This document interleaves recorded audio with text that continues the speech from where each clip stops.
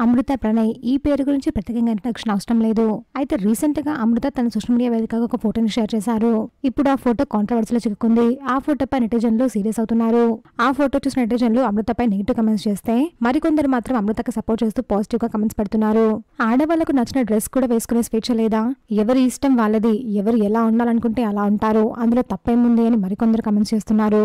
తను ఎలా ఉంటే మీకేంటి ప్రాబ్లం అంటూ కొందరు కమెంట్స్ పెడుతున్నారు. ఇలా అమృత ఫోటోపై ట్రోల్స్ కి దిగుతున్నారు.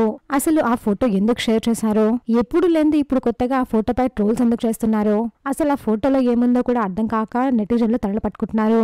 అయితే అమృత లైఫ్ లో ఏం జరిగిందో అందరికీ తెలిసిందే. ఇప్పుడు స్పెసిఫిక్ గా తన గురించి చెప్పాల్సిన అవసరం ఏం లేదు. సీన్ టు సీన్ ప్రతి ఒక్కరికి తెలుసు. అయితే అమృత ప్రణయ్ సోషల్ మీడియాలో రీల్స్ చేస్తూ యూట్యూబ్ ద్వారా తన జీవనాన్ని సాగిస్తుంది.